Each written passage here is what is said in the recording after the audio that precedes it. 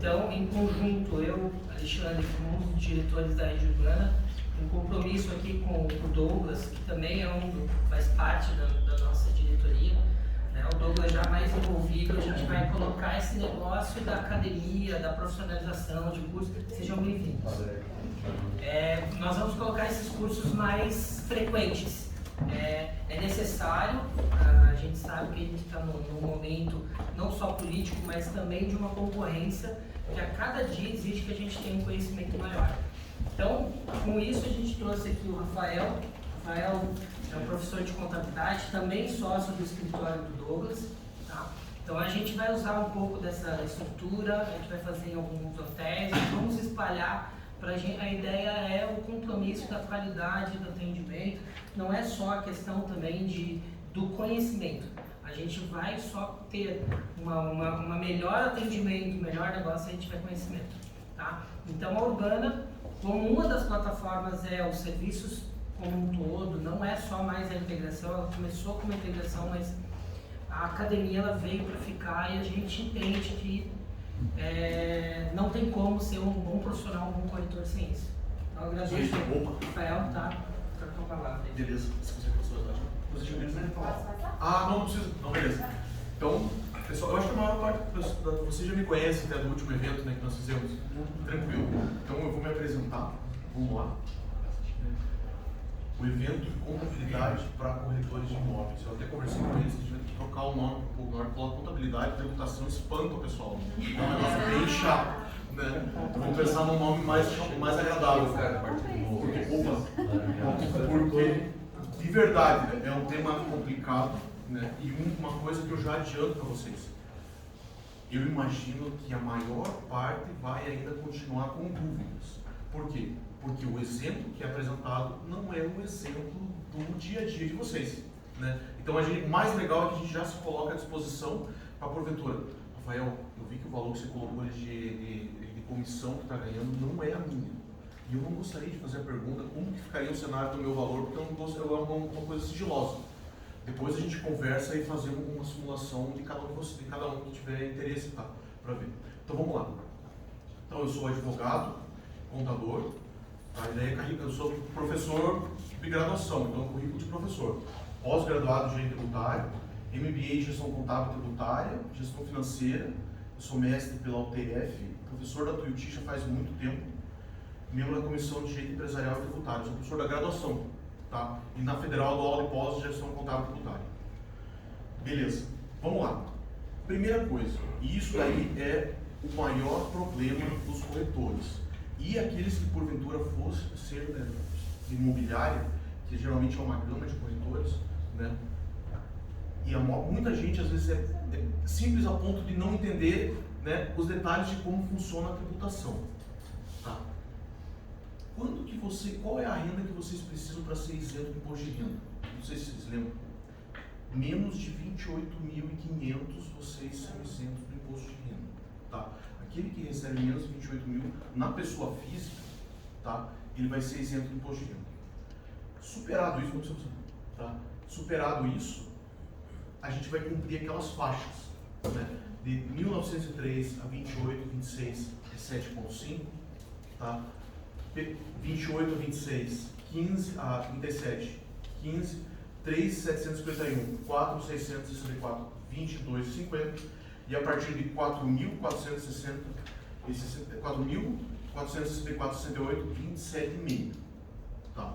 É a última faixa do imposto de renda. Se eu ganhar 10, 27,5. Tá? Então esse é o valor que essa é a tabela que nós chamamos de tabela progressiva. Dependendo do rendimento que você tiver, a gente vai ter que cumprir a tabela progressiva. Tem uma outra também particularidade que às vezes a pessoa não sabe e acaba tendo problema com o imposto de renda. Se você tiver renda isenta também, precisa declarar. Tá? Se você tiver patrimônio mais 300 mil, tem que declarar. Tá? Então é outros detalhes que depois a gente vai inclusive até falando com os meninos, nós vamos fazer na sequência. Esse curso, a ideia é com o tempo, abrir ele talvez mensalmente ou a cada 2 meses, porque volta e meia tem um corretor novo que às vezes está entrando no mercado e a ideia é que seja bem didático para atender e dessa pessoa. Mas com o tempo, tributação, por exemplo, na operação imobiliária, ITCMD, tributo de doação, já é o segundo módulo que a gente já está organizando. Tá? Então a ideia é, como ele falou, a rede urbana começar a oferecer esses treinamentos, porque qual é o detalhe? Se a gente entrar no YouTube, de verdade, a gente vai encontrar muita coisa. Qual que é o problema? O diferencial é não ser específico para o seu negócio. Né? Aqui você vai ter a oportunidade de conhecer pessoas que trabalham com isso e conversar no detalhe. Ó, no meu caso, na minha renda, qual que é a minha tributação? Será que fica bom ou ruim? Se eu colocar na pessoa física, eu não tenho despesas dedutíveis. Será que vale a pena de fato eu abrir um CNPJ ou é melhor eu operar na pessoa física? Tá? A ideia é trazer essas questões à discussão e a gente começar a mapear qual é o melhor para o corretor. Legal, essa é a tabela progressiva. Depois a gente vai fazer simulações com base nela. Pode passar. Quando a gente fala abrir um CNPJ, tá? Normalmente, no primeiro momento, ele pensa, o CNPJ é melhor porque a tributação é melhor. Por exemplo, quando a gente for incluído no Simples Nacional, né, que é a tributação das pequenas empresas, por azar, o corretor não pode ser MEI, por uma determinação legal, foi uma opção do legislador, né, o corretor ele não pode ser MEI. Então ele é obrigado a optar por uma das modalidades societárias. Quais são as modalidades societárias mais tradicionais que nós temos? Fora o MEI, nós temos uma primeira, empreendedor individual. Por que surgiu o empreendedor individual, a Eireli e a sociedade limitada pessoal? Porque assim, antes desses regimes societários, nós tínhamos a sociedade anônima, que são grandes empresas, e a limitada. A limitada. Você abria uma das duas. Qual que é o problema da limitada, você sabe? Questão do patrimônio, né? Precisa ter um sócio. Não precisa ter um sócio. Precisa Precisa ter um sócio. E às vezes a pessoa, eu não me entendo com ninguém. Entendeu? E isso daí é bem comum. Como que eu vou ser um empreendedor se eu não tenho amigos? Ou se for uma sociedade, por exemplo, em casal, vocês terminavam o casal nisso. Né? É isso aí. Então, olha o problema que a gente tinha. Se você for ser empreendedor, você tinha que ser sociedade anônima, que ninguém é, tem uma série de obrigações, CVM, tudo, ninguém é. Então, todo mundo tem que ser limitado, qualquer tamanho de empresa, tem que ser sócio. Por um tempo, o sócio passou a ser o filho, o cônjuge, tá? Geralmente, uma pessoa 1%, o conselho já falando, né? Esse aqui é um plus, agora que eu lembrei agora. Regime de casamento, tá? Se a pessoa, uma curiosidade, né? Existe o regime de casamento de separação de bens, né? Comunhão parcial e comunhão total. Todo mundo é separação de bens aqui ou não? Eu sei que a maior parte não. Muita gente é parcial e total. Parcial. Parcial ou comunhão total, né? A partir do momento que a gente é empreendedor, e eu acho que isso daí é uma reforma que deve acontecer com o tempo na legislação civil. A gente tem uma parte das discussões em ações de direito de família que existe no Brasil, é porque aqui no Brasil tem o regime de comunhão total e parcial. Se a gente extinguisse esses regimes, talvez reduzisse uma série de brigas com relação ao patrimônio. Daí você pensa, professor, mas o negócio é o seguinte, você é uma pessoa sem coração, eu estou incrivelmente apaixonado, mas às vezes o regime vai ajudar vocês com relação a isso. Por quê? A apresentação é, será que eu abro um CNPJ, isso é vantagem para mim? Por que você vai continuar sendo uma pessoa romântica e carinhosa mesmo sendo separação de bens? Por um motivo bem simples. Você já está lá, por exemplo, lá com uma idade, já tem casado, tem filhos, tem um patrimônio pessoal. A gente sabe que a qualquer momento pode surgir uma crise, uma pandemia que pode entrar em risco o negócio. O que acontece se você tiver o patrimônio junto com o seu cônjuge e tudo, você tiver compartilhando o patrimônio com o cônjuge? Se em algum momento o juiz entender que vai para cima do patrimônio dos sócios, ou do sócio que é casado com comunhão de bem, o patrimônio todo vai junto. Então, o que o empreendedor normalmente faz? Ele casa com separação de bem, digamos que a esposa seja a maior empreendedora, e o marido às vezes é concursado, né? Separação de bens, coloca o imóvel no nome dele, né? Pior cenário, se o negócio da esposa quebrar, os filhos estão protegidos, a casa está protegida, o carro está protegido. Tá? Então, quando a gente fala em separação de bens, não é pensando em se separar, é pensando numa estratégia de proteger o patrimônio também como empreendedor. Tá? Então, nós falamos do regime de sociedade limitada. Como as pessoas geralmente elas não têm lá entendimento fácil e natural, né, porque a sociedade foi criado empresário individual. O que é um empresário individual? Ele existe ainda. E às vezes, eventualmente, vocês vão falar, vou fazer um empresário individual. O empresário individual é assim, você sozinho abre uma empresa. Ele era mais simples, foi criado empresário individual com empresário de responsabilidade limitada, o tal do EIRELI. Características do empresário individual que não são aconselháveis a abrir. A responsabilidade é ilimitada. O que significa? Se você tiver um CNPJ e empresário individual, você tem uma barraquinha de cachorro-quente. A sua empresa, empresário individual. Por azar, o cachorro-quente que você vendeu aquele dia estava estragado, uma pessoa foi para o médico e teve um tratamento de 40 mil. Ele vai processar o empresário individual e ele quebra quem? O sócio, porque a responsabilidade é ilimitada. Ele vai para cima do patrimônio do sócio. A empresa ela serve para isso. Ela serve para blindar as operações do sócio, né, para incentivar que ele seja a ousadia do empreendedor. Qual foi a sociedade criada em contrapartida ao empresário individual que é de responsabilidade ilimitada? Ilimitada é, se ele processar a empresa, ele pode ir para cima do sócio. O sócio responde com o patrimônio pessoal. Foi criada o EIRELI, empresário individual de responsabilidade limitada. Ele é tão parecido com o primeiro, só que a diferença é que é a responsabilidade limitada. Qual que foi a ideia na época? Já que a empresa que responde e o sócio não responde, ele está livre, o que o legislador naquela ocasião falou? Beleza, já que a responsabilidade vai ficar toda na empresa, para você abrir um empresário individual de responsabilidade, precisa de um capital social na época de 100 mil. 100 salários. É isso aí, 100 mil pela mil. Por quê? Porque daí a empresa tem que estar com um patrimônio para que, se Deus o livre, aquele nosso amigo que comprou nosso cachorro quente estragado ficou doente, ele tem patrimônio na empresa para executar. Mas na verdade você não precisa. Tinha uma época que quando você tinha um capital social, você era obrigado a ter o capital aplicado no banco. Hoje em dia você abre uma empresa com capital de 100 mil sem ter os 100 mil, né? É porque no contrato ninguém vai checar, né? Ninguém vai checar lá, né? Ninguém vai checar. Então o pessoal abria com o carro pessoal, integralizava o carro, passava para lá, e daí, enfim, se você colocasse, por exemplo, os 100 mil, a receita nunca ia ver. Então era muito comum ter empresa, qual que era o problema? Aí está o problema. Se numa execução ele olhar e você não tem os 100 mil, a empresa o que ela vira? Individual. E vira de responsabilidade ilimitada. Porque ele viu que você fez fraude aos credores, você mentiu no contrato social. Então a gente, por mais que pudesse abrir 100, se em algum momento acontecesse isso, a responsabilidade é ilimitada. O que aconteceu na sequência? Como era difícil abrir uma responsabilidade limitada, uma EIRELI regular, pelo fato de ninguém tem 100 mil pingando aí para todo que é lado, né? Principalmente o cara que está começando o negócio agora, eles criaram a sociedade limitada unipessoal, que nada mais é do que uma sociedade limitada, uma pessoa e não precisa mais de 100 mil. E o que aconteceu? Ele quebra? O EIRELI não existe mais. Não existe mais. Não existe mais. Você vai perguntar, professor, mas olha aí, a minha empresa, e é muito natural como vocês às vezes, eu sou EIRELI.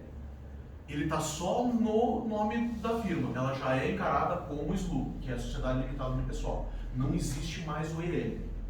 Qual que é a vantagem do SLU?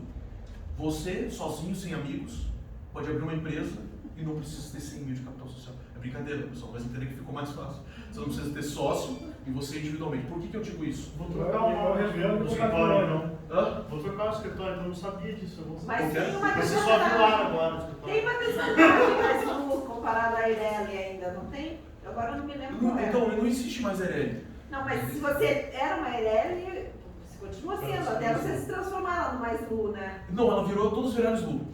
Todas são SLU. Só ficou o nome que estava lá. O nome O dele nome ainda continua chama igual. EIRELI. As empresas, vocês vão eventualmente vão ver empresas EIRELIs. Elas são encaradas como SLU, Sociedade Limitada Unipessoal. Ela é a mesma coisa, na verdade, só que a única coisa é que não precisa mais do capital social. Mas o que você tem subscrito no contrato social é o teu limite de responsabilidade também?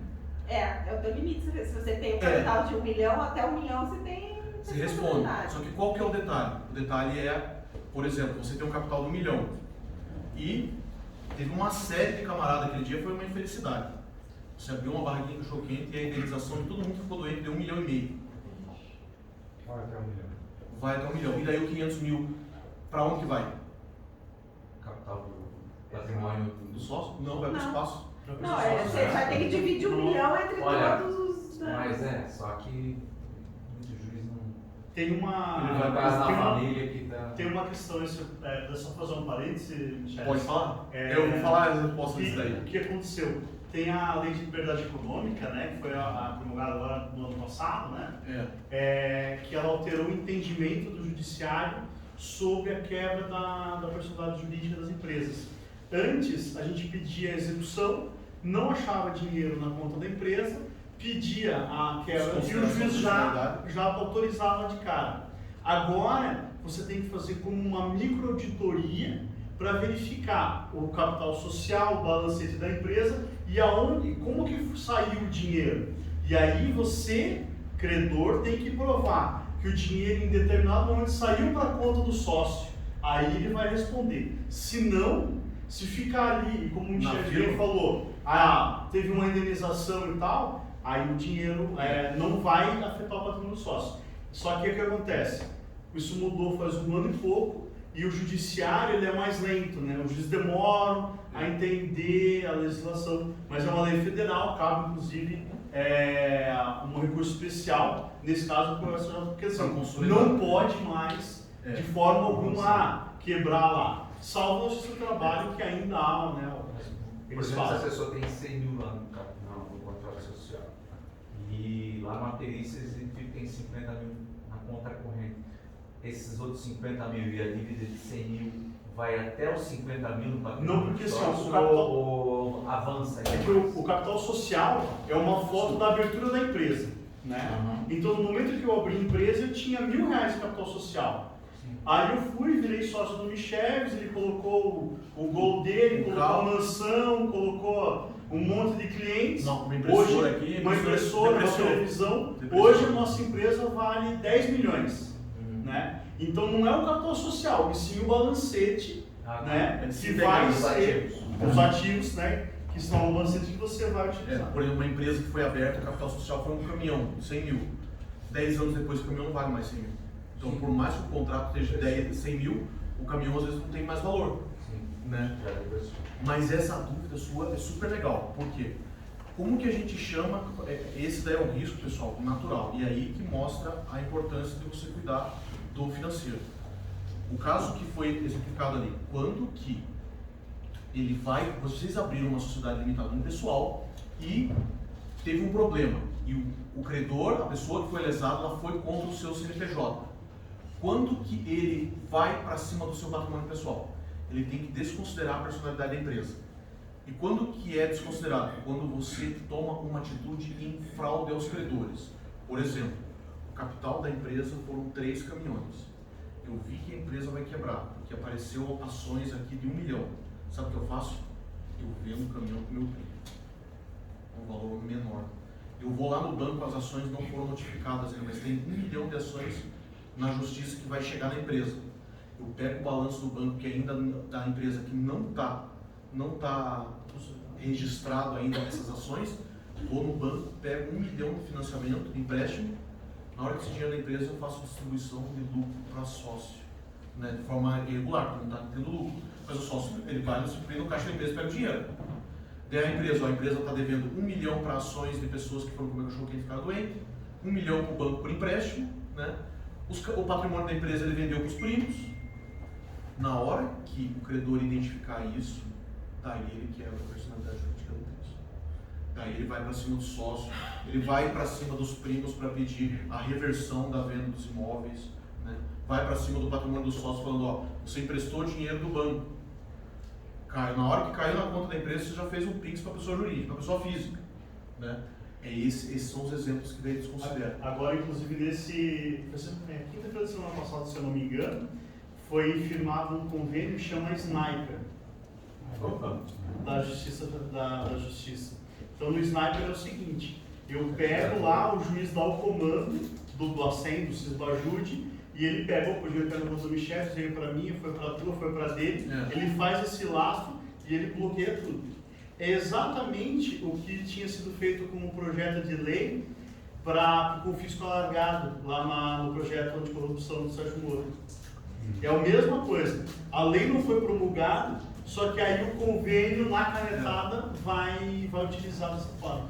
Isso. Do Sniper. Então, no seu exemplo, por exemplo, lá para ir para patrimônio do sócio, eles devem estar questionando alguma retirada do sócio regular, para quebrar o CNPJ e ir para cima do sócio. Alguma coisa ele fez, ele pode ter tirado o carro da empresa, alguma coisa assim. Daí, provado isso, o juiz pode desconsiderar. E o sócio que fizer isso, existe o crime, né? Fraude a credores, que inclusive dá prisão. Ele responde penalmente. Responde penalmente. Tá, então vamos lá. Daí vocês escolhendo lá uma modalidade societária, eu falei brincando, né, do estudo, pessoa não tem amigos. Mas daí às vezes, por exemplo, você tem, eu trabalho, eu tenho uma amiga corretora minha, né, nós duas somos fera na venda.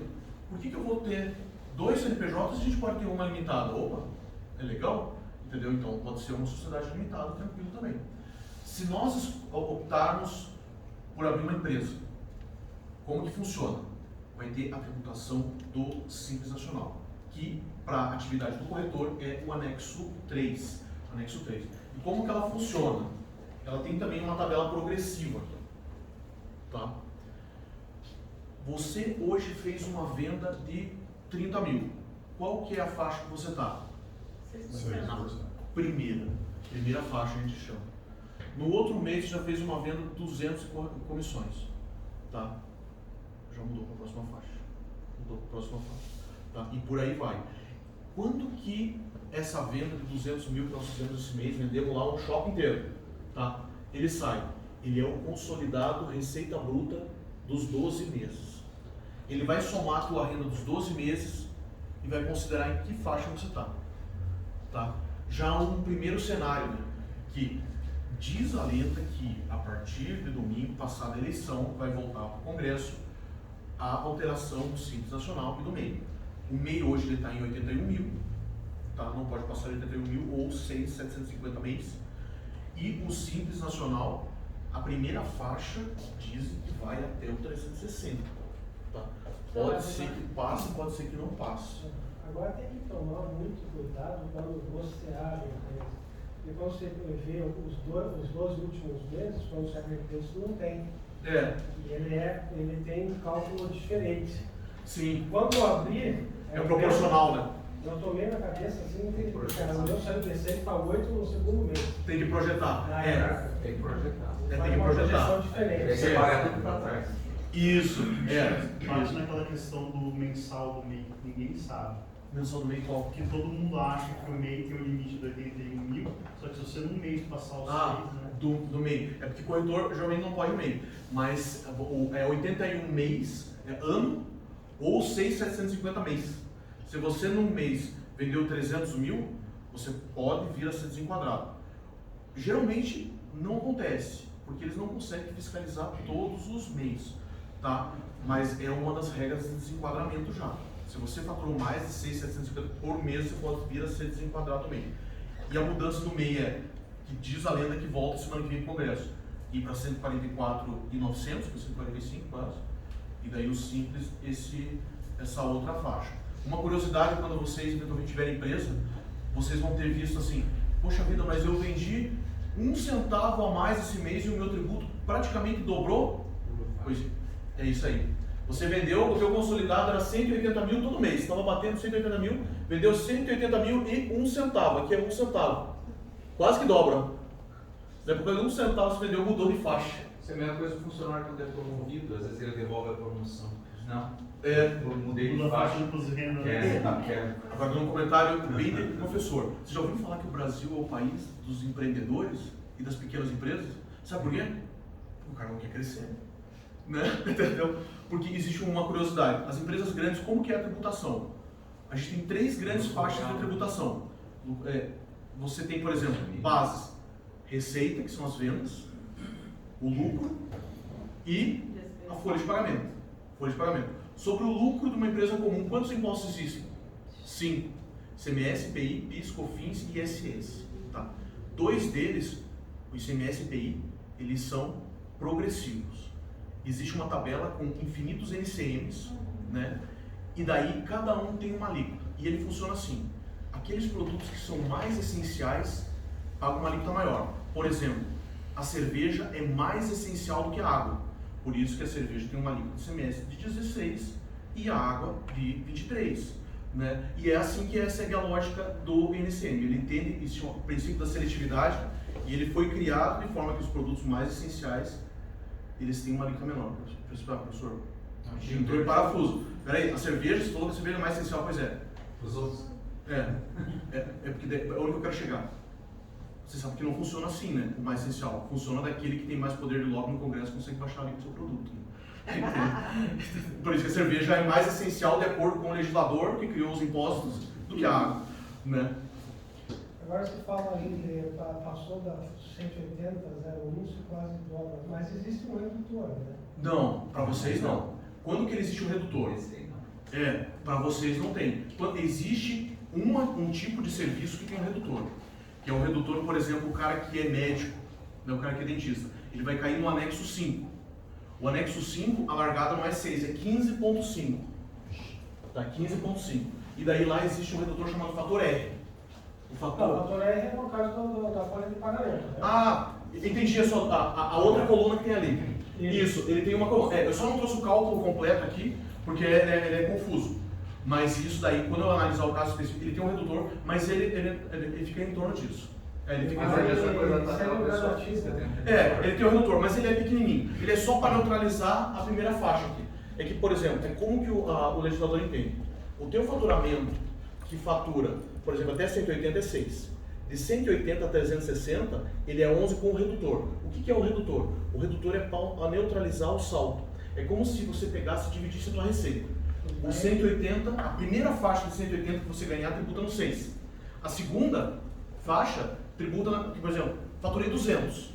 180 tributo no 6, R$20 tributo no 11. Para facilitar o cálculo, o que eles fazem? Você coloca 200 no 11 e o redutor é só para neutralizar esse salto. Entendeu? Só para neutralizar esse salto. É como se você tributasse 180, 6. O 20 mil a mais que você faturou, 11. Daí não precisaria de redutor se fosse assim. Pelo menos conforme o imposto de renda, né? Você sai de 7, isso. vai para 15. O redutor é para neutralizar essa subida da escala. Né? É para a primeira faixa você tributar no 6, a outra faixa ali. Tá? Aquela tabela de pessoa física, isso é muito comum nos dois imóveis. Que são investidores dizem, eu vou pagar 27 mil. Não é 27 mil, tem redutor e tal. O redutor é para neutralizar. O redutor é para neutralizar. Então a gente não sabe fazer o cálculo com o redutor. Eles jogam 27 mil. E daí o redutor. Isso. Mas é a mesma coisa, por exemplo, ganhei 4 mil de renda. Sobre 1.903 não tem nada. 4 mil menos 1.903. Essa faixa do meio aqui, quanto que dá? Dá, digamos, R$1.000. Sobre 1.000 incide 7,50. Aqui, mais 1.000. Sobre outros 1.000 incide 15. E aqui sobrou R$500, por exemplo. Sobre R$500 incide 22. O redutor é só para neutralizar essa escalada, sabe? Né? Só para neutralizar essa escalada. Mas diz a lenda que, passando a eleição... É para mudar. Não é questão disso. De que o MEI parece que vai ser aberto para várias outras atividades, inclusive essas que tem o conselho, que cresce. Isso. Existe essa lenda aí, né? Isso daí é. Só que o nome é grande, né? Acho que é improvável. Por exemplo, a OAB você te abriu um MEI para advogado. Né? É improvável, né? Teve uma época que chegou a liberar contador e voltar atrás. É verdade. Nesse ponto aí, o MEI, ele é uma curiosidade, cara. O MEI é quase 80% das empresas que tem no Brasil. Até uma curiosidade, quando a gente fala que as empresas, no Brasil a tributação é difícil, isso daí é porque a gente tem um cacuete, né? Ele é difícil para as empresas maiores. Para as pequenas, o MEI, pode ver, o MEI não tem declaração mensal, você não precisa contar com a alíquota fixa. Você tem uma alíquota fixa e você não precisa emitir nota quando é conta pessoa física. Mas a gente não pode ser MEI. Não pode por azar. Vocês lembram quando teve uma alteração legislativa agora, que a profissão de corretor foi desregulamentada? Todo mundo aqui ficou bravo, né? Daí Ficou não... bravo. Não. Ficaram bravos ou não? Sim. Sim, né? Então, bem feito. Se tivesse valendo a lei, todo mundo poderia ser MEI. Entendeu? Porque Todas as profissões regulamentadas não são MEI. Não seria ilegal para você ser MEI. Por lá. Mas isso daí também, Mas percebe isso daí, mas tem os positivos prós e contras, porque, por exemplo, ser MEI já é mais difícil você ter acesso a um crédito do CNPJ do que se você tiver no enquadramento. É por isso que é uma série de O nuances. cara que que a gente é vê. pequenininho. Fica toda a vida. É isso daí, por isso que o Brasil é o país dos empreendedores. Porque todo mundo quer ser pequeno para sempre. Para não pagar imposto. Por isso que é o país que tem O mais. cara opta em não crescer para não pagar imposto. Para não pagar imposto. É isso aí, por isso que é o lugar que tem mais empresas no mundo por causa disso. Né? Mas se você tem uma participação em qualquer empresa, você não pode ser MEI, né? Não pode. Você só pode ter uma única empresa MEI para sempre. Para sempre, é isso aí. É só um. Não pode mais. E até. Pode passar outra tela? Mas eu acho que, apesar de tudo, ele é vantajoso mesmo. Ele tirou um monte de gente da clandestinidade e tributou, né? E até. Agora, é isso aí. Eu vou falar do INSS e vou falar do MEI nesse ponto.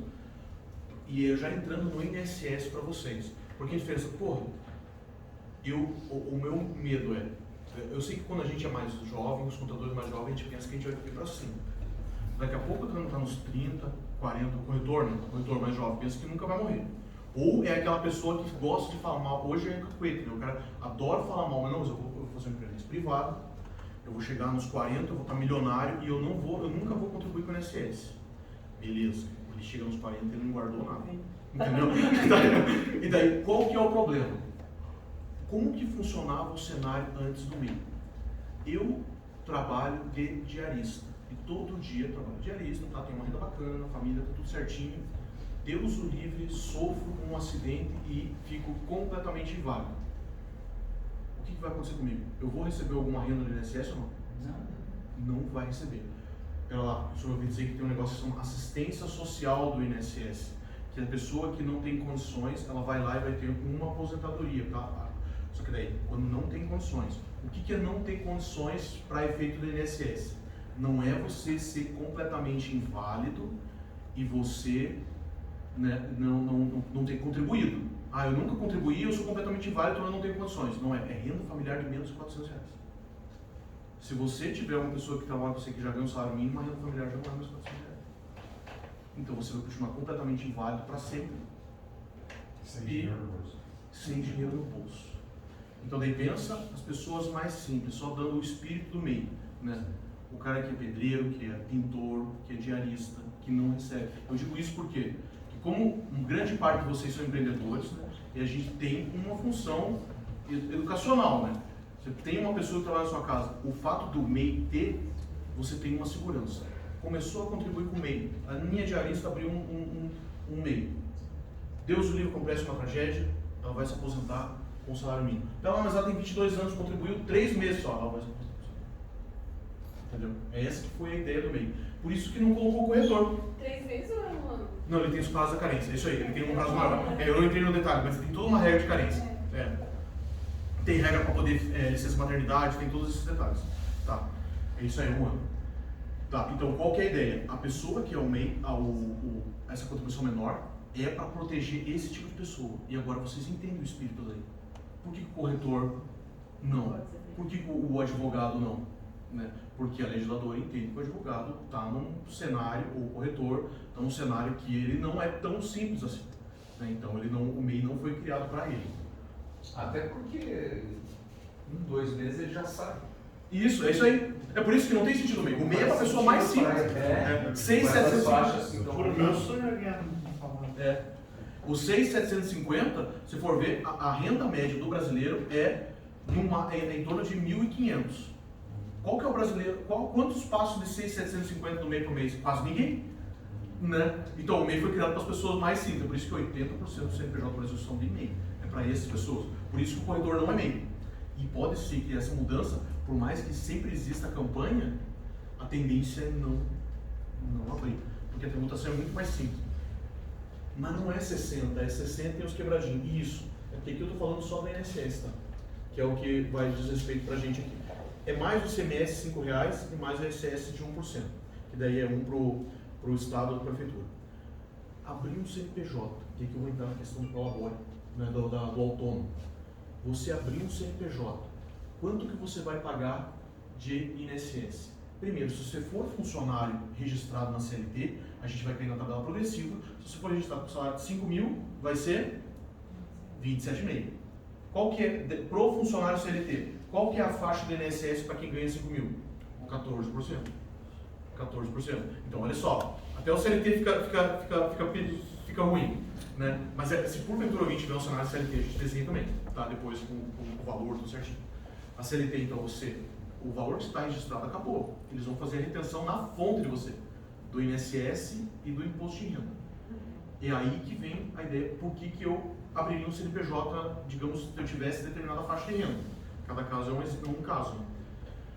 O sócio de uma empresa, ele sempre vai ser 11, recebendo 1.212 ou recebendo o teto do INSS, que é 7.087 hoje. Ele sempre vai pagar 11%. Tá? Esse valor aqui, o que é o 20 dentro dessa faixa? É o autônomo. Tá? Se porventura tiver alguém, tem alguém que opera autônomo na pessoa física? Não? Tá, beleza. Se você opera na pessoa física e vende no CNPJ, geralmente ele faz a retenção de você, né? Do INSS, do ISS. Olha como o autônomo ele não é agradável, né? Ele é 20%. Então, quando você abre um CNPJ, por mais que você fale, pô, Rafael, eu vou ficar na primeira faixa do Simples, eu vou pagar 6%. Mas olha as vantagens que você vai ter. Você, por exemplo, INSS, esse valor aqui é o piso, tá? Do Prolabore. Mas todo mundo pode recolher o Prolabore até esse valor. O MEI, ele está travado no salário. Mesmo você ganhando 6.750, quando você se aposentar pelo volume da tua contribuição, você vai se aposentar com um salário, esse valor. O sócio da empresa não, ele começa com esse valor e vai até aqui. E 11 toda a vida. Tá? E é 11 toda a vida. Só que daí é 11%, digamos, se você recolher isso do teto. O que é o teto? Quem for se aposentar com o teto vai receber esse valor. Pô, mas eu estou contribuindo sobre 8 mil. Você está contribuindo com excesso. Eu estou registrado na CLT com 8 mil e estou pagando 11% sobre 8 mil se tiver, por exemplo, uma PJ. Está pagando mais do que precisa. Tá. Essa tabela é atualizada todo janeiro. Está para sair uma tabela nova. Então, aqui, se você for uma pessoa jurídica, 11% sobre esse valor. Pessoa física vendendo, 20%. Qual a diferença então da primeira e da segunda faixa na linha do David? Essa aqui? Entre a primeira que o valor de contribuição é a mesma. É porque é o piso, todas elas, é que aqui eu deveria ter colocado o 7 aqui, depois eu aprimoro para a próxima palestra. Mas aqui, o MEI ele é travado esse valor. Isso é MEI só? MEI, é só isso. O MEI é só isso. É 5%. O MEI, mesmo ele recebendo mais do que isso, a contribuição dele é como se fosse o equivalente a isso. Um salário. Aqui, a gente abrindo aqui e trazendo esse 7 para cá. O sócio de CNPJ é 11% sobre o valor que ele é retirado. Tá? Sempre é 11%. Aí que acaba sendo. Já não é MEI, daí é um SLU. É um SLU, por exemplo, ou uma limitada. Tá? Não é um CNPJ MEI, é um SLU ou limitado. E daí é 11%. Aonde que está a vantagem do sócio? Numa pessoa física CLT, a tabela progressiva é de 7,614. Tá? Por que tem esse benefício de 11 para o sócio e se o cara fosse CLT com esse valor ele pagaria 14? O que o legislador ele pensa? O sócio abriu mais lucro. Entende que ele já está recolhendo o Simples? E dentro do Simples tem uma carga que é para o INSS. Sim, já está recolhendo. Então ele já está recolhendo, e a pessoa jurídica é ele. Ele que está vestido do SLU. Né? Então, ele está recolhendo no SLU, no Simples Nacional, e está recolhendo a contribuição dele. Né? Então, de certa forma, para a Receita, eles entendem que fica meio por elas. Tá? Então, daí no sócio, tá? O limite é 7 mil. Isso. Aí ele tem uma retirada de prolabore, que ele quer fazer tudo certinho. Tem gente que é tudo certinho, né? Então ele quer a conta bancária dele, então lá ele tira 8 mil reais por mês da empresa. Ele vai estar pagando em excesso. Está pagando mais que precisa. Ok. Para que isso não aconteça, ele pode limitar a 7 mil, tá? Mas só que ele está tendo essa retirada da empresa. Né? Isso. Aí o que ele poderia fazer? Aonde que entraria a distribuição de lucro? Legal. Faz uma antecipação de distribuição de lucro mensal de R$1.000, por exemplo, vamos dizer? Não, vamos lá. Abrimos um CNPJ, a nossa empresa. Vamos colocar um exemplo mais escandaloso. 20 mil você está vendendo por mês, 20 mil. Você quer recolher o teto do INSS. Você abriu um SLU, Simples Nacional, 20 mil por mês, tá? Já está na segunda faixa, né? Somou os 12 meses ali. E daí você quer contribuir com o teto do INSS, esse valor aqui, tá? No 11% ali.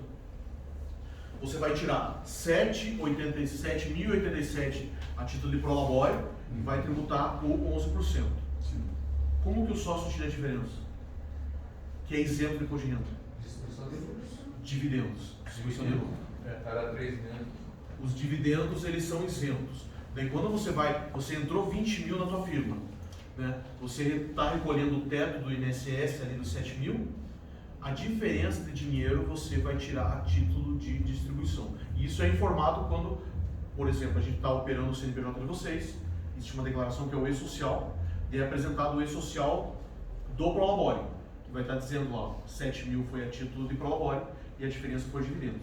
Existe questionamentos querendo tributar os dividendos, tá? Os dividendos, que dizem que se vier a tributar, vai tributar aqueles dividendos que superarem 20 mil, tá? Outras pessoas dizem assim, né, que o dividendo ele não pode ser tributado jamais. Por quê?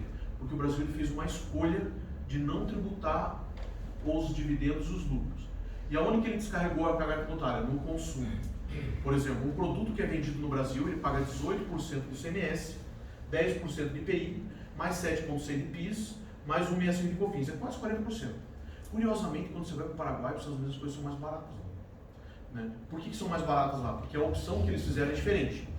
Eles tributam nos Estados Unidos 6% do consumo, se você comprar um iPhone ele é 6% de imposto, aqui no Brasil é em torno de 40%, só que aqui os lucros são pouco tributados, lá eles são fortemente tributados os lucros. O comércio é menos tributado e os lucros são muito tributados, tanto que a declaração de imposto de renda deles é infernal. Tem que guardar a nota o ano inteiro para declarar que você não tem, que você gastou para poder infernal. Tributar. A tributação nos Estados Unidos é concentrada no lucro das pessoas. Daí a tua conta corrente que sobrou que tributa. O cara guarda nota de tudo. É infernal a tributação. Aqui não. A gente, a nossa tributação, às vezes você esquece a declaração de imposto de renda, você vai ver a multa lá é 100 e pouco. É pouquinho. Porque a nossa tributação é concentrada no consumo. Daí quando fala, mas vai tributar o dividendo assim, calma. Então, a gente já fez uma opção para tributar o consumo. Se quer tributar o dividendo, então faz o seguinte, baixa do consumo. Né? Que daí é uma conta parte, a gente já fez essa escolha. Então se for tributar o lucro, então que mude isso, né? Então que diminua a tributação do consumo. Então essa é a briga que nunca entrou a acordo. Não, mas já tá, o Paulo Guedes já falou, 200 mil dividendos mensal, quem tinha mais 200 mil. Não, mas eu vi 600 também. Mas não não, mas ele deu uma entrevista. Rafael, fica uma dúvida ali na segunda linha. Uhum. O salário de contribuição é 1.212. Isso, é largado. Mas ele vai até 7 mil. Isso, é largado. Pro sócio, então seria 11% de 7 mil, isso daí aí. É 700 e 79. É isso aí. Então não é 133 eu tinha que ter... 133 a 700. É isso aí, eu vou adaptar. Não pode ver como o 700 é menor que o 1.400, né? Não, com certeza. Mas... Melhor receber pela empresa do que pelo Prolabore, né? Pelo Agora autônomo. tem uma outra situação, né? Quando você passa dos 1.212 do teu Prolabore, a partir dali também você passa além dos 11%, você passa a pagar imposto de renda sobre a Perfeito.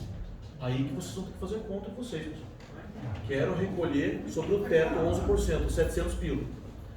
Essa renda aqui não é dividendos, ela não é isenta do imposto de renda. Ela é tributada. Qual é a faixa do imposto de renda que eu vou cair em volta, Islã?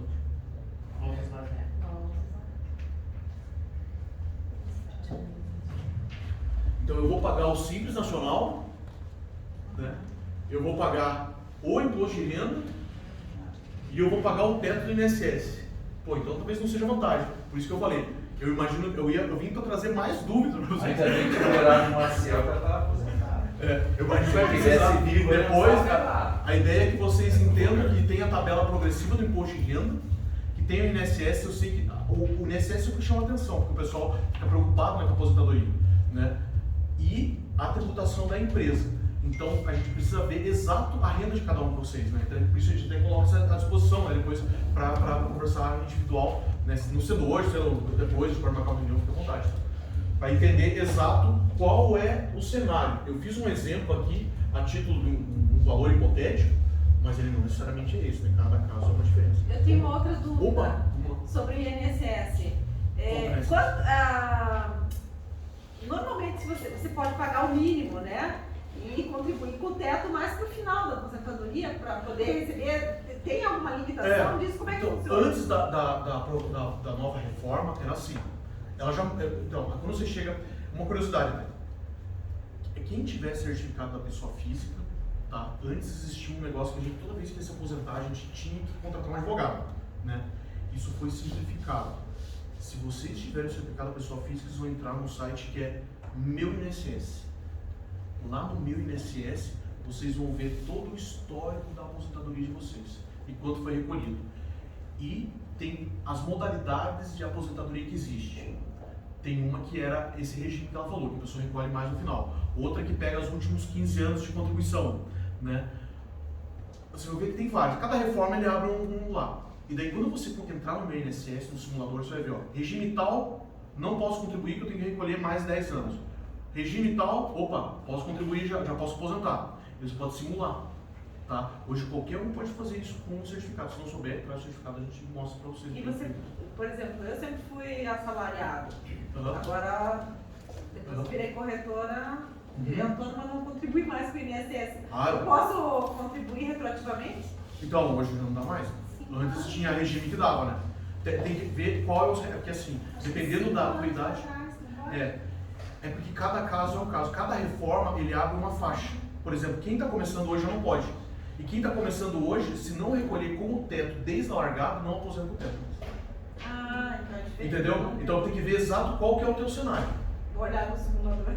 Isso que está lá. É porque como teve várias reformas do INSS, cada reforma é uma faixinha, né? Então, por exemplo, eu comecei a contribuir no ano 2000, o outro começou a contribuir em 2010, ele já pegou um outro cenário, né? Mudou a lei hoje, ficou pior, mas eu já contribuí a maior parte da minha vida nesse regime, eu aposento nesse regime.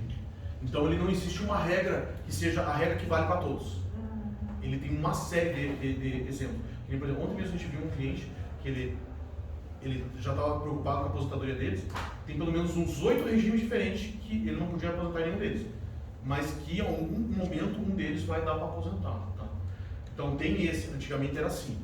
Antigamente você passava a vida toda recolhendo sobre um salário, e daí como ele cortava, ele pegava os 15 últimos anos, na hora que entrasse o primeiro dos últimos 15 anos, você jogava no teto, e recolhia os últimos 15 no teto.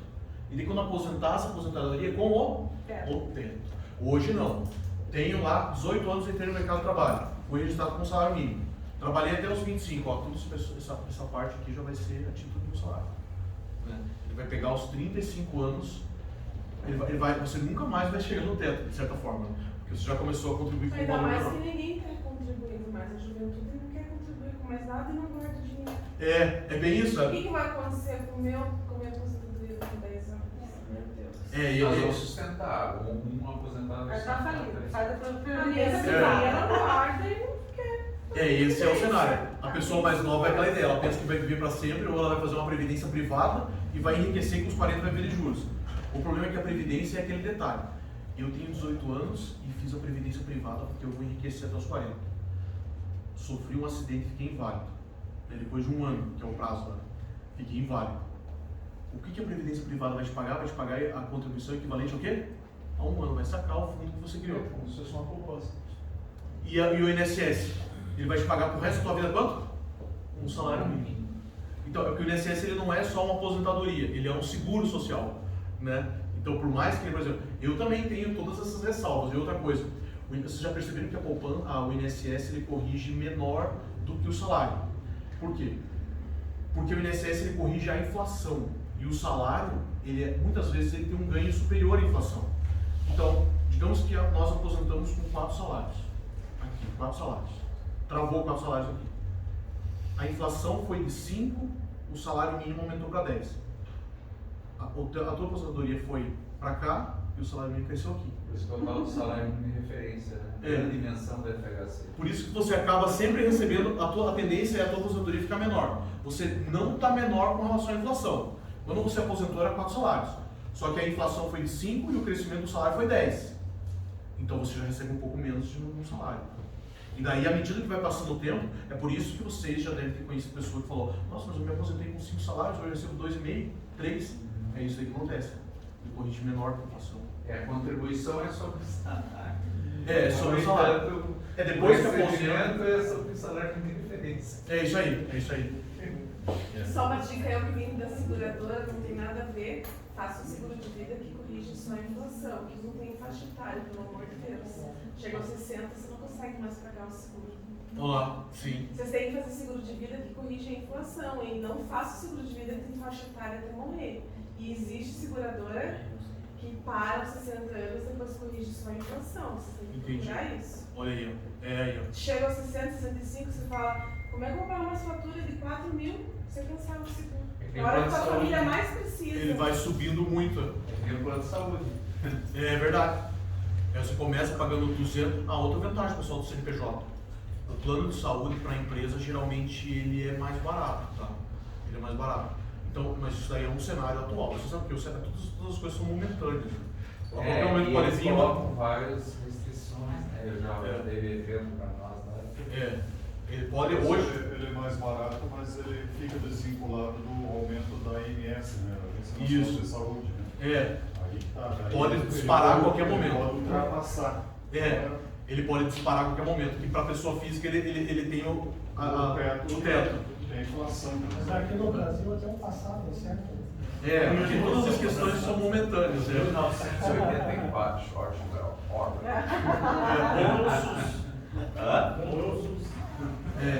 E esse é o problema. Outra vantagem que tem é também comprar carro com desconto, né? E isso daí também é uma coisa que varia. Por exemplo, eu vou abrir um MEI de motorista. Eu preciso de carro, né? Agora, dependendo da atividade que eu for abrir, eu não preciso de carro. Daí isso daí é uma coisa que pode mudar também. Abrir um MEI, nossa, mas eu abri um CNPJ aqui, por que o cara disse que eu não posso comprar carro com desconto? Calma aí. Você tem que ver qual que é o benefício que tem para a tua atividade, né? Se a tua atividade não é o carro fundamental, pode ser que a tua atividade não tenha benefício de carro. Tá? Vamos lá.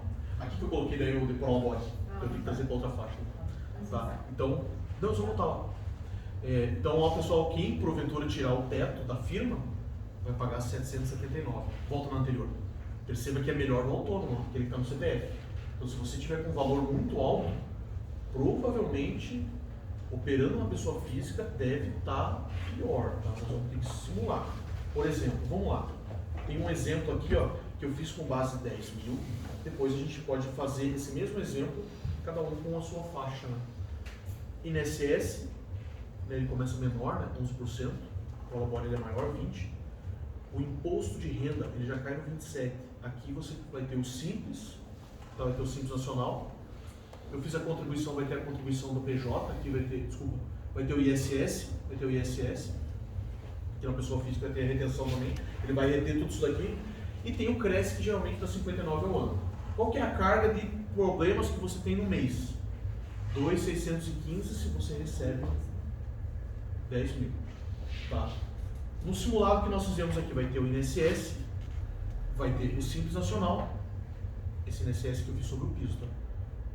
1.200. Ele vai ser isento do imposto de renda, por isso que nesse caso tem vantagem. Ele ainda é isento do imposto de renda, ele está contribuindo pouco para o INSS. Porque se ele receber sobre o teto, isso daqui já muda. Então essa realidade aqui vai ser o cenário de vocês e com as opções que vocês tiverem. Por exemplo, eu recebo 10 mil, só que eu quero recolher sobre 1.200 só do INSS. Vai ser uma realidade. Pera lá, Rafael, eu recebo 10 mil, só que eu quero pagar o teto do INSS. Esse valor mudaria para 700 e pouco, tá? Então, você teria também uma coluna aqui do imposto de renda. A ideia é mostrar para vocês como funcionam as tabelas. Porque daí fica mais fácil depois de simular, né? Tá? Também se você não for simples, né? Porque dependendo, pode ser simples ou não. Mas geralmente, dificilmente passa do simples. O simples vai até 4,8 milhões. Mas não digo só pelo valor do faturamento. Tem outros requisitos. Se você tiver sociedade em outras empresas, você não pode ser simples, né? Ah, isso é. Então, boa pergunta. Isso aí. O simples ele funciona assim. Tá? Você, digamos que você tem uma empresa que está faturando. Volta na tabela do simples. Aqui. Abrir um CNPJ. estou faturando a primeira faixa, 6%. Na hora que eu percebo que eu vou trocar de faixa, vai ficar muito salgado, qual que é o hábito que as pessoas fazem? Abre outra empresa. Abre o CNPJ. Abre o CNPJ.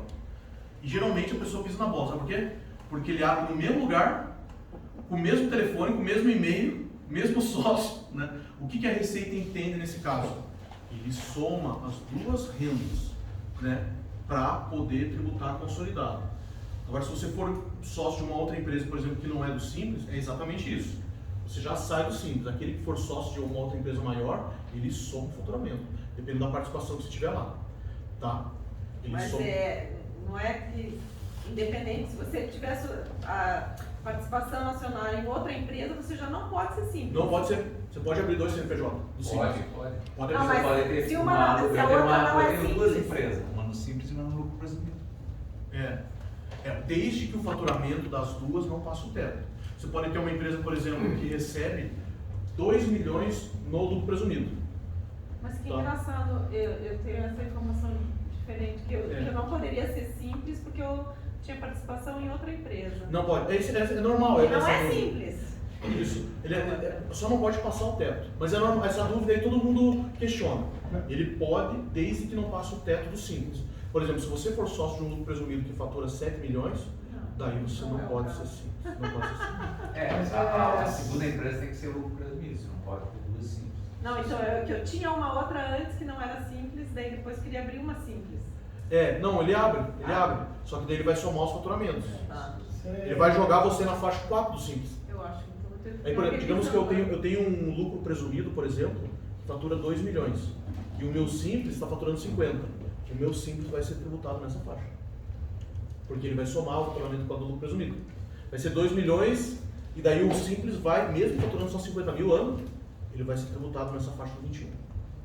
Tá? Então por isso que se você for sócio do lucro presumido com alto faturamento, o teu Simples, ele fica, a tua empresa do Simples fica tanto quanto que irrelevante, né? Se tiver, pensa aqui no 4 aqui, tem um lucro presumido que está no 4 milhões. Abrir um Simples nacional que fatura 20 mil. É 20 mil que vai ser tributado 33%. Entende? Vai ser tributado Se você tem uma empresa simples, mesmo que você tenha 100% dela, e isso foi o que eu escutei, não sei se é a realidade, e você entrar numa empresa do lucro presumido, por exemplo, com até 10%, isso. Não soma valor. Não soma. Por exemplo, que nem eu tenho uma empresa do Simples Nacional, e eu tenho uma empresa que fatura 400 bilhões, que eu sou sócio, que é a Petrobras. Né? Eu tenho uma ação só. Eu tenho uma ação. Para minha felicidade, não soma o faturamento do Simples. Então até o 10% pode. Exatamente por causa disso, entendeu? Querer somar o faturamento das minhas duas empresas, digamos que a minha empresa tem faturando 20 mil, é 400 bilhões e 20 mil. Né? Só que por sorte não me desenquadro Simples, por causa desse limitador de 10%. Né? É por isso que se ressalva. Até 10% você pode. Então, por exemplo, o mesmo lucro presumido que passa do 4.800, até 10% pode. Agora, você falou uma coisa no sentido de Simples. Eu, por exemplo, tenho duas empresas no Simples.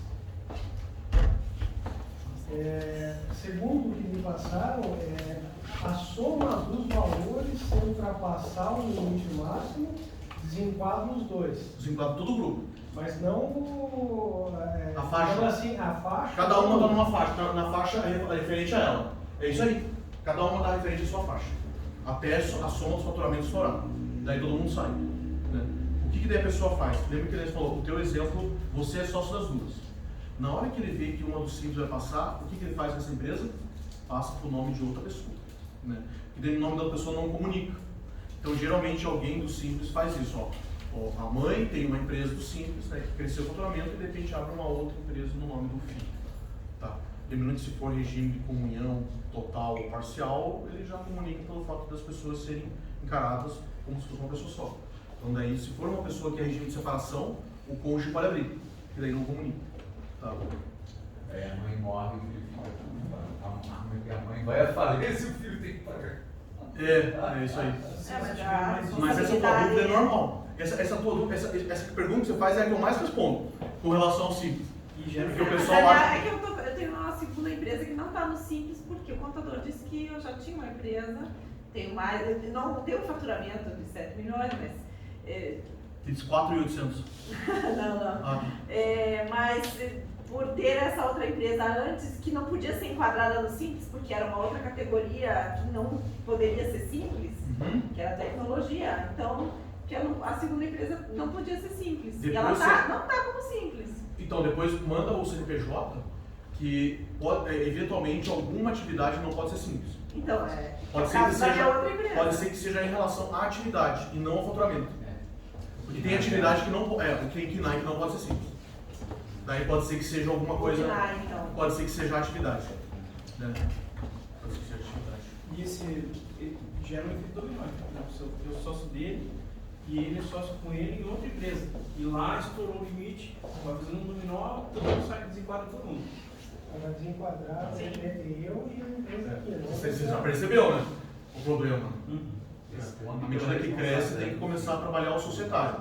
Né? A família. Planejamento societário. Daí tem que pensar. Ou você encara que você já é uma grande empresa, você não pode ficar no simples e passa para o presumido lucro real. Que isso daí é o mais natural. Geralmente você pega o cara que é empresário maior, o cara já reconhece, não dá. E abre um lucro real e acabou, ele não tem mais nenhum simples.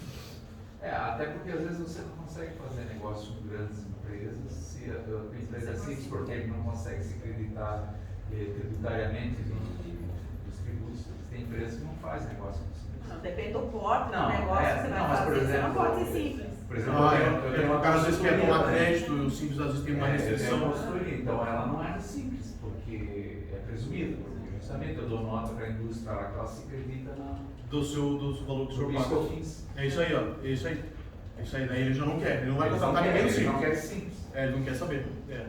Então, pessoal, esse cenário aqui, ó, que eu falei, foi um exemplo hipotético de 10 mil que a pessoa vai tirar dividendo, mas eu fiz como se a pessoa fosse escolher sobre o piso de 1.200 aqui.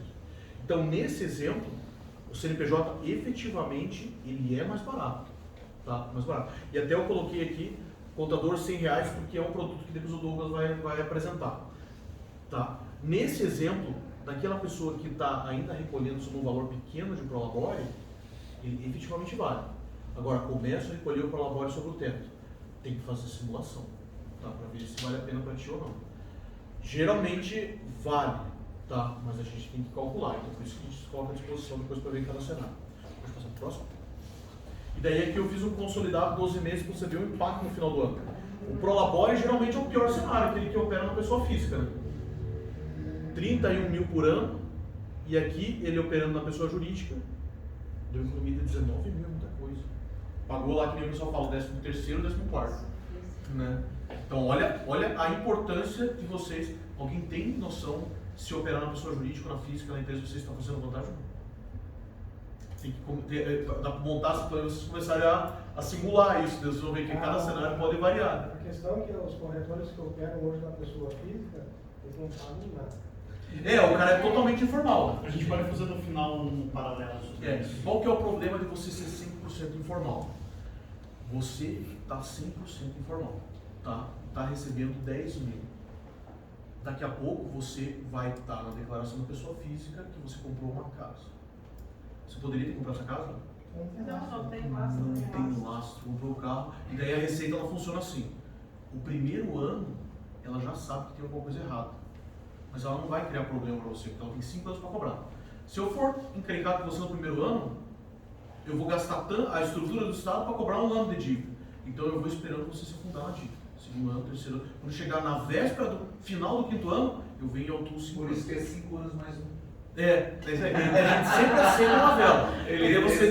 Você tem na garagem aquelas caixas da contabilidade. Na hora que vence, você solta o foguete, porque você está feliz, porque há 6 anos atrás você fez uma cagada. Então você queima aqueles documentos. Entendeu? É sempre assim, passou 5 anos, você queima aqueles documentos do 6º ano. Não vou fazer isso, né, pessoal? Porque o trabalhista é mais tempo. Mas não vai queimar o documento depois, precisa usar ele para defesa. Ou o cara Mas aí tu só guarda o trabalhista. Tipo, uma empresa lá guarda isso. guardou só o trabalhista. Virou comida de rato. Então, esse é o cenário, 5 anos. Então, se porventura, eu estou super seguro. Faz 4 anos que eu sou corretor e nunca recebi nada. Nunca recebi autuação nenhuma, nunca paguei nenhum imposto, vai receber 10 mil por mês. E agora, no 5º ano, você tem que se preocupar. Entendeu? Porque é o ano que a Receita não esquece da pessoa. Tá? O 5º ano. Já dá para pegar os 9 mil e fazer um contrato de honorários advocatícios Já faz uma se reserva. preparar que vier a ação. E qual que é o cenário se vocês... Qual que é a multa que incide se você estiver irregular? Tem duas multas que são as tradicionais. Fora a multa de sonegação, que daí é crime, né? Mas, no geral, são a multa de ofício e a multa de mora. A multa de mora funciona assim. Eu tinha que pagar o imposto até o dia 30 e esqueci de pagar. Ou melhor, vou fazer no meio do mês. Tá? Eu tinha que pagar o imposto até o dia 20. Dia 21, que multa que eu vou pagar? Eu vou pagar a multa de mora. Multa de mora é 0,33% ao dia até 20%.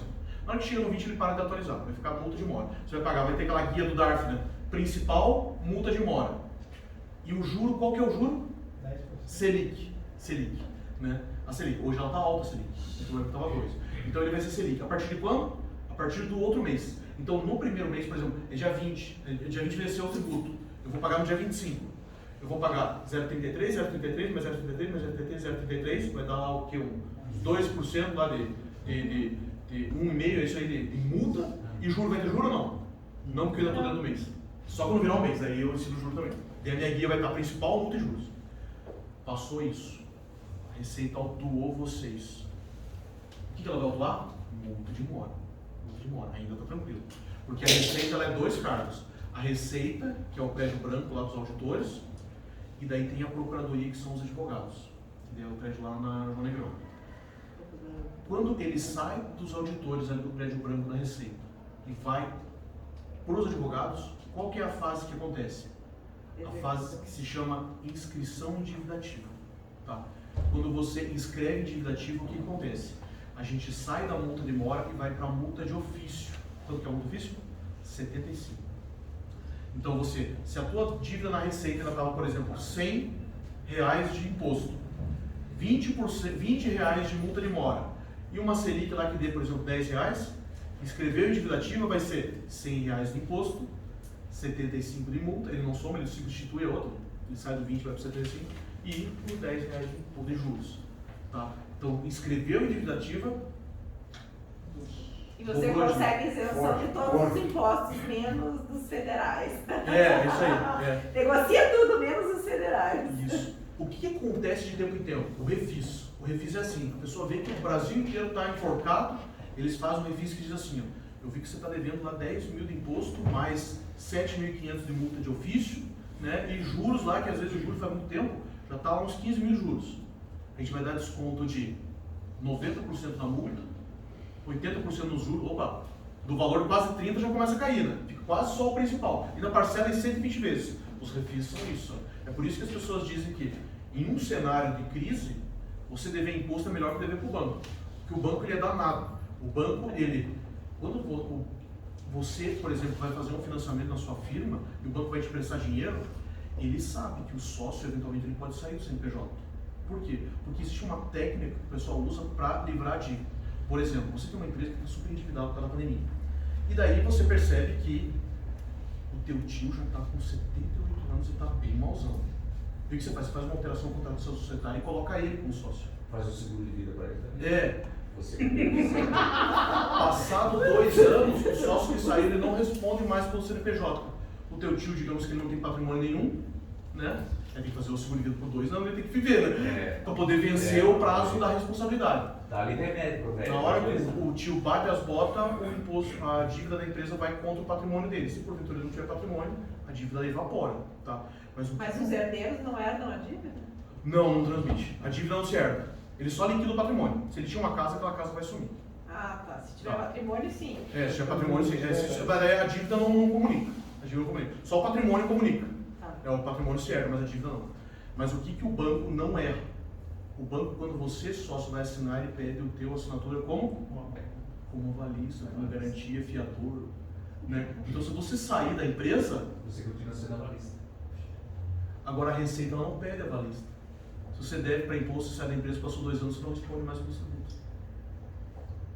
Entende? Por isso que dever para imposto é melhor. E outra coisa, o imposto, eventualmente, vem um refis.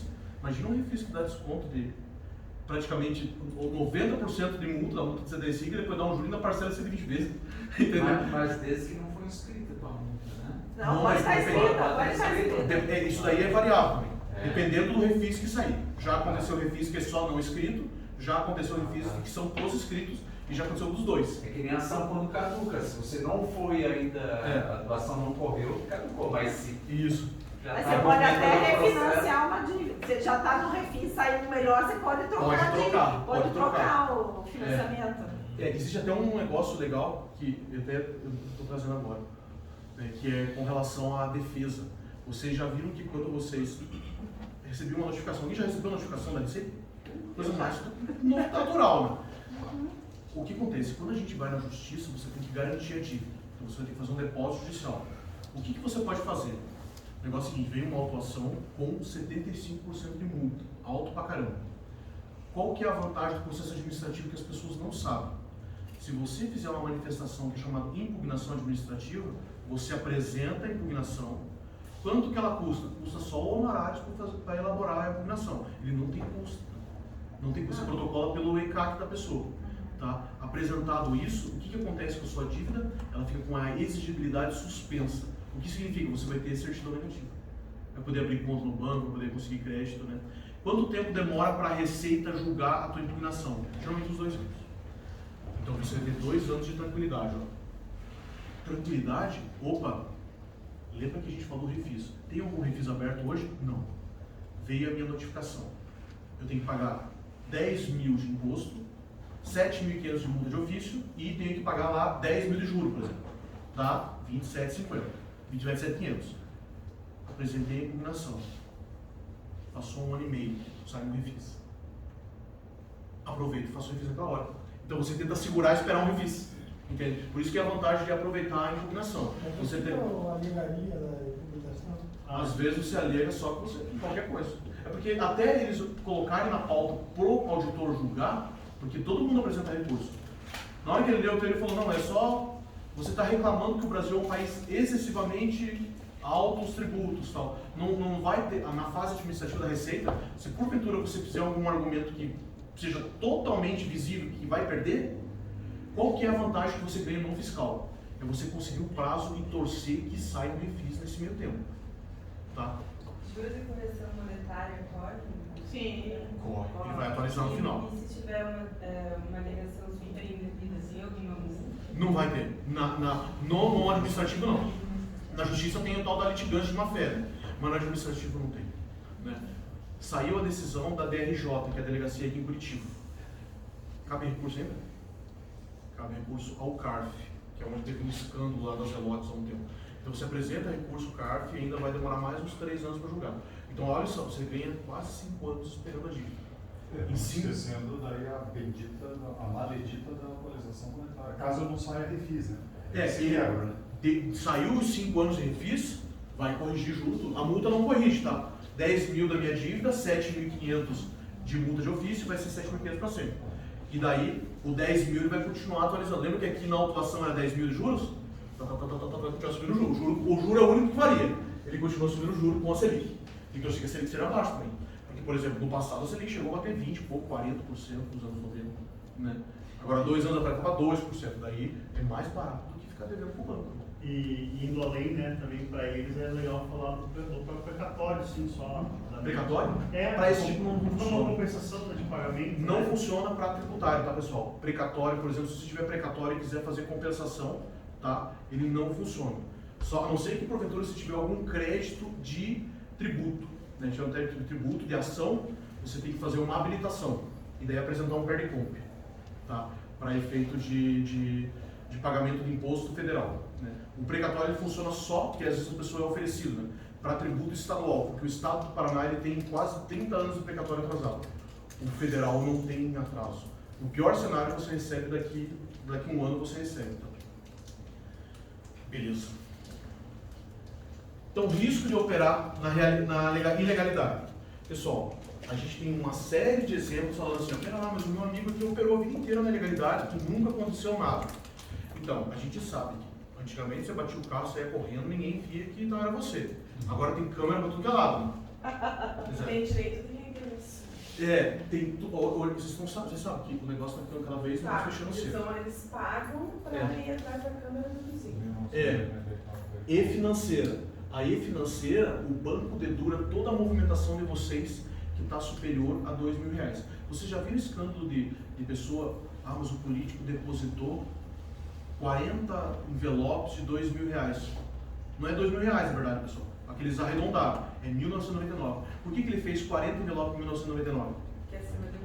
Porque daí o banco não comunica com a Receita. Não era 9.999? Não, ele vai cada vez está caindo. Ele está caindo. Já foi maior, mas ele está caindo. Já foi abaixo de 100 mil. Antes era a tal da Decred. Era Decred, daí Pra mim mudou era para o financeiro. 9.900. Não, porque ele vem sendo atualizado. Tanto é que, pessoal, Acho que é 2.000 então. é 2.000 no E-financeiro, mas aí que tá, mudou uma outra coisa agora recente. O Pix, ele é qualquer valor. O Pix ele foi criado há algum tempo e ele não estava sendo informado para a Receita. A informação, o banco não estava mandando para a Receita as informações do Pix da galera. E agora foi mudado que o Pix ele vai ser retroativo desde o primeiro momento que você começou a usar. Eu já vi comentários aí que a grande sacada do Pix é essa, né? Das informações bancárias. Por isso que estava lá. Eles que vão aquela história, os corretores andam na ilegalidade. A ilegalidade, pessoal, é dinheiro vivo. É dinheiro vivo. Não é Pix, não é operar por banco. Se deposita no banco é assim, ó. A Receita vai olhar, você emitiu 10 mil de nota, só que pingou 30 mil na tua conta. Em algum momento a Receita, pode ser, é verdade que muita gente já aconteceu isso a vida inteira e nunca apareceu a Receita. Mas é aquele cenário que a gente sabe. O cerco está fechando, eles estão cada vez tendo capacidade de cuidar mais. Então é um risco que você tem que estar ciente que a qualquer momento pode acontecer. E cada vez vai ser mais eletrônica a notificação. Antes vinham, daqui a pouco. Na hora que quiser, acabou. Esse é o cenário. E agora surgiu também o quê? O real digital, né? O real digital vai acabar certo. Agora o real vai ser só digital. Fica mais rastreável. Não vai receber você dinheiro. Não tomou a vacina? Rapaz, eu tenho uma dúvida. Qual é o risco, por exemplo, de você ter uma empresa, emitir a nota da empresa, mas depositar o dinheiro na conta física? Tem algum risco, alguma ilegalidade nisso? Não. A conta física é sua? É. Não, você é sócio da empresa. É porque no pior cenário, depositou na conta do meu filho, por exemplo, né? Se a Receita achar que tem alguma coisa errada, daí você justifica isso, só minha conta estava travada, tá aqui, o dinheiro tá ali. Se cair na malha fina, você tem que só justificar, olha, é que minha conta naquele momento estava atrasada, eu estava com o CPF bloqueado, o cliente precisava me pagar, eu preciso ter renda, né? Eu deposito no meu filho, mas depois eu já arrumei. Daí a Receita pode em algum momento questionar, mas daí é justificável. Tá? Não, é que às vezes ao invés de pôr na conta jurídica, põe na conta física o dinheiro. Não tem. Não vai dar problema. Desde que você Desde que eu estou emitindo a nota, não tem problema. A Receita vai entender assim, ó, você tem um CNPJ, daí você emitiu 20 mil de nota. 10 mil reais caiu na pessoa jurídica, 10 mil reais caiu na sua conta da pessoa física. Se a Receita questionar, pera lá, mas está acontecendo alguma coisa errada, né? Você vai mostrar, ó, 10 mil de nota, 20 mil de nota, 20 mil de faturamento, só que depositei metade na física. Entende? Então isso daí não tem problema. O problema é quando acontece o contrário. Por exemplo, eu emiti 20 mil de nota, 20 mil reais na pessoa jurídica, na conta, e entrou 40 mil reais na pessoa física. Daí é estranho. Daí é um dinheiro que veio sem origem. Então o cenário anterior é justificável. Se em algum momento, porventura, se cair na malha fina, é uma manifestação justifica para a Receita. Deixa eu te fazer uma pergunta. Opa, você me chama. É bastante importante. Na questão de imobiliário, né, que você está sempre vendendo imóveis. Geralmente não, todas as vendas que você faz, você acaba pegando um sinal de negócio. Sinal de negócio, o comprador coloca na sua conta, pessoa jurídica, no desenrolar, você faz toda a tramitação, acabou, fechou a venda, tudo, então, daquele montante que você recebeu. Às vezes você pega 10%, lá a tua comissão é 6, você devolve 4 da tua conta, você devolve 4 para o vendedor e muitas vezes você pega da comissão, você faz a distribuição. Essa daqui é da empresa e esse é para o corretor aqui, corretor aqui, corretor lá. Eu, da empresa, eu tiro 100% de nota. E repasso tudo aí, é tudo documentado. Tá? Eu tenho um contrato que documenta tudo esse dinheiro. Isso, essa é a prova. E tem toda a saída também dos assinados, dos corretores que receberam. Eu consigo justificar. Perfeito, é isso aí, tá perfeito. É porque entende que ele fez um sinal de negócio que não é o faturamento da firma. Né? Ele repassou esse valor. Então ele teve uma movimentação na conta desse tamanho só porque a dele de nota foi desse tamanho. Se a Receita em algum momento questionar, pessoal, é a defesa que você vai apresentar. Juntando, olha, isso daqui foi passado aqui está tudo documentado. É por isso que a gente tem que aproveitar essa fase administrativa. Por quê? A fase administrativa ela não tem custas judiciais, né? Quem vai analisar vai ser um auditor da Receita que autua. Provando isso, é muito comum ele baixar essa pendência, tá? Se ele vier autuar. Tem uma situação parecida também, não sei se vai acabar sendo redundante, mas desculpa.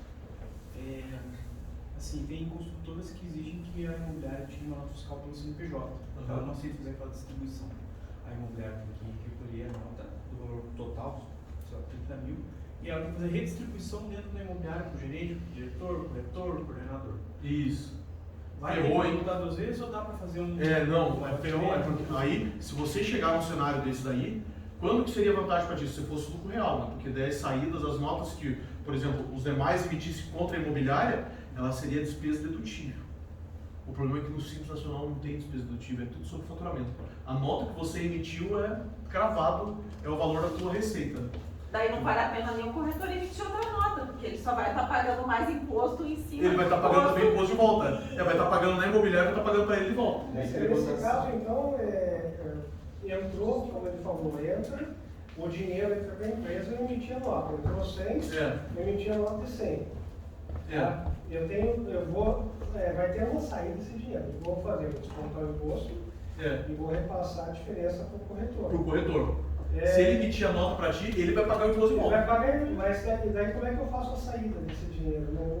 O certo é esse daí, esse é o procedimento certo. Ué? Só que esse é o procedimento, tudo certo. O senhor vai descontar o imposto, ele vai ter que emitir o imposto de volta, ele vai pagar de volta.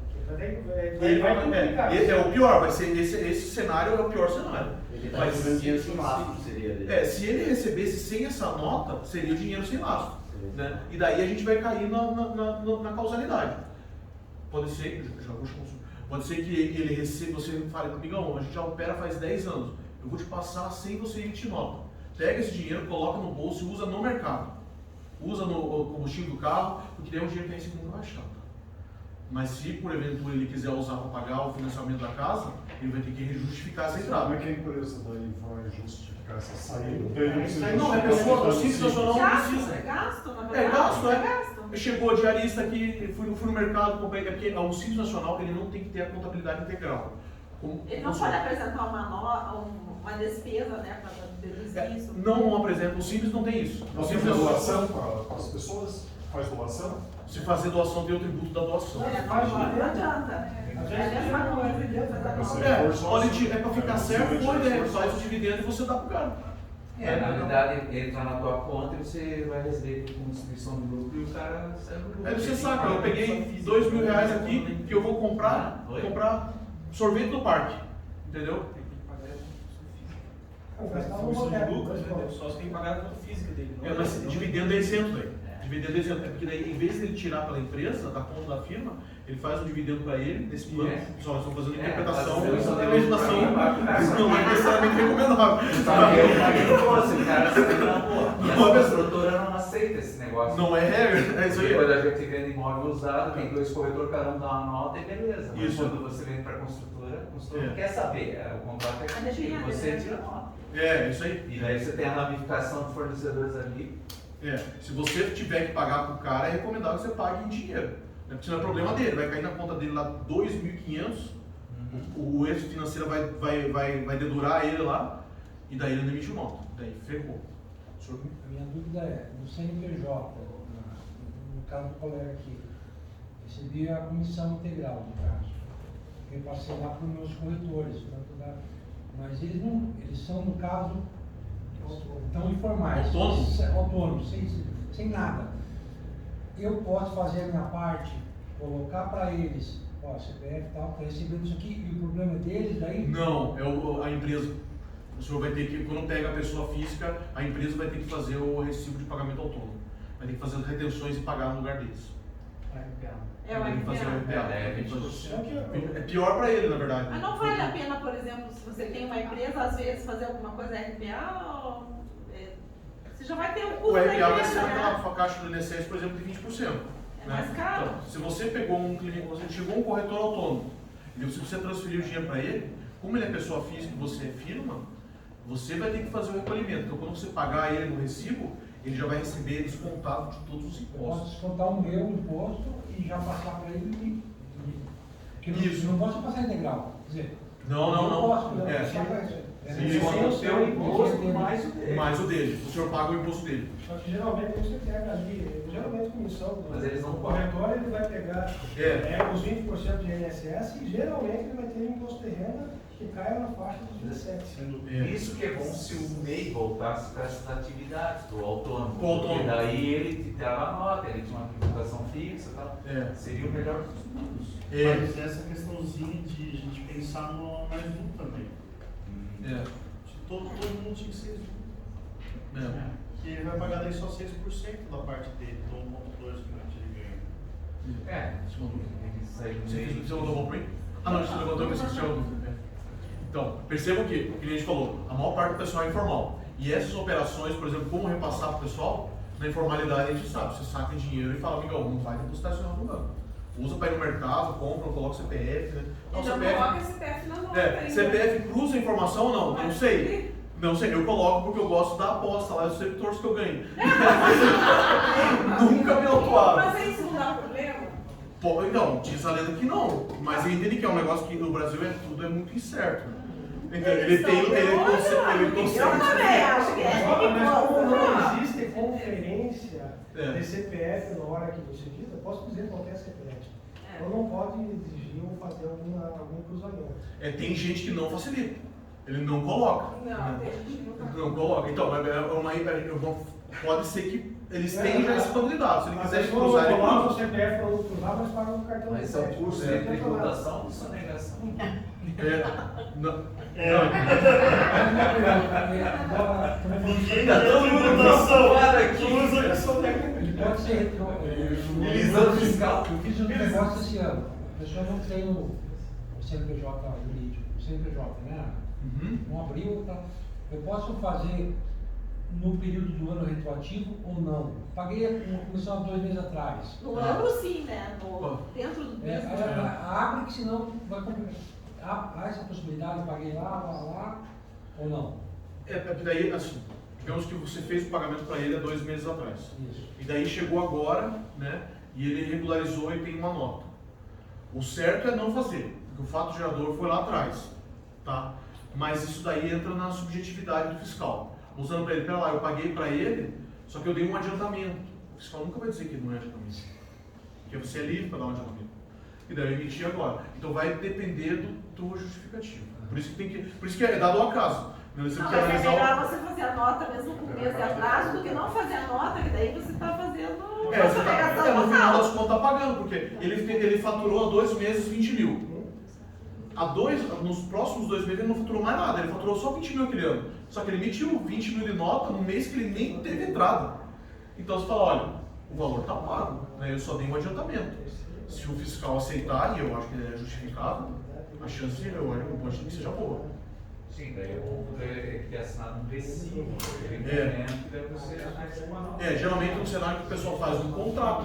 Pega lá, amigão, faz um contrato para mim dizendo que eu ia te passar um adiantamento disso. Daí junto aí que foi, inclusive esse contrato, você faz uma mapa lá no passado, que eles não têm conta privada. O contrato privado ele é válido entre as partes. Se as partes decidiram que eu e ele temos um contrato, uma obrigação, que a gente contratou há 10 anos atrás, mas a gente assinou hoje. Não é uma legalidade. Se eu e ele, que somos privados, entendemos como isso válido, é válido. Os dois reconhecem como faz 10 anos que a gente assinou esse contrato. Sim. É o ex-presidente que assinou um recibo lá. É o bandido e o cúmplice. Não é o ex-presidente, Isso. empreiteiro? Então, aí outra é a evolução patrimonial, pessoal, tá? Porque acabou que você está comprando carro, Ferrari, aí, apartamento na praia, e como você vai justificar que você está tendo entendimento se está tudo legal? Não, é aquela coisa, né? Daí o cara não consegue nem exercer essa renda. Nós tivemos o caso de um cliente, o cara tem uma renda absurda, é representante de marca de relógio de carro, mas o cara não declara nada. Não você consegue. queira comprar uma casa, não consegue aprovar o cartão. Daí não consegue aprovar crédito. Aí o cara ganha de um lado e perde do outro, e fica... Tem um cliente nosso que ele vai perder o patrimônio todo por causa disso. Ele construiu um monte de patrimônio sonegando. E agora o patrimônio todo está comprometido. Né? Vamos lá, e daí vantagens que eu coloco, por exemplo, a gente já até comentou, com proteção de risco da atividade, plano de saúde, financiamento facilitado que o senhor falou, né? Compra de veículo, dependendo dos detalhes, a gente colocou ali uma média de 9%, comprovação de renda e a possibilidade de falência. A possibilidade de falência é aquele exemplo que nós falamos lá do nosso cartão quinto. Pior cenário, pessoal, se vocês estiverem com o CNPJ certinho e vocês não cometeram nenhuma fraude contra os credores, por exemplo, transferir o carro para a pessoa física com um valor menor, né? Você pode pedir falência do CNPJ. O que é a falência? Eu quero resetar minha vida. Você vai juntar ao teu financeiro dos últimos 3 anos e a declaração de imposto de renda do sócio dos últimos 5. Por que ele pede a declaração de imposto de renda do sócio? Porque, opa, o cara quebrou a empresa, mas o patrimônio do sócio cresceu nesse meio tempo. Por quê? Porque ele esvaziou a empresa. Então, você vai juntar também a relação de todos os credores que estão devendo para ti e a relação do patrimônio. Ajuizada a ação de falência, o juiz vai nomear um administrador, ele vai vender o patrimônio e vai pagar a dívida de acordo com um rol, né, de credores. Funcionários entram na frente até um limite. Existe um limite para funcionário, não é mais ad eterno. Por quê? Porque chegava na véspera da falência, o que se fazia? Você contratava o teu irmão, teu tio com um salário de 300 mil. Daí paga o seu salário primeiro, você liquida, paga os teus parentes, entendeu? Então, era uma fraude que acontecia com a falência. Então, não pode. Né? Então, você tem um limite de salários na falência. Tá? Qual que é a vantagem? Feita a falência, resetou a vida. Resetou a vida. Tá? Então, daí você vai julgar da falência e você não tendo sido condenado por crime, por fraude a credores, você vai poder voltar para um outro CNPJ. Né? Isso está acontecendo bastante. Pô. Muita gente que quebrou na pandemia. Antigamente era assim, antigamente você ficava com uma maldição o resto da vida. Sim, você não podia comprar casa, não podia comprar carro. Meu nome estava queimado para sempre. Não tinha conta no banco. Por exemplo, às vezes, por exemplo, a esposa era a única pessoa que tinha conta bancária. Você não tinha nada, nem o patrimônio, porque a pessoa estava na falência. Né? Agora, no caso, essa é uma autofalência. Né? Você pode pedir autofalência, o sócio pode pedir a falência quando ele sente que não vai dar certo. O credor pode pedir a falência também. E o credor geralmente pede, por exemplo, você está devendo um boleto de 10 mil. E daí o cara liga, você está me devendo aquele boleto. Né? Eu vou pagar daqui a um mês. Beleza, passou um mês ele te liga. Pô, cadê aquele boleto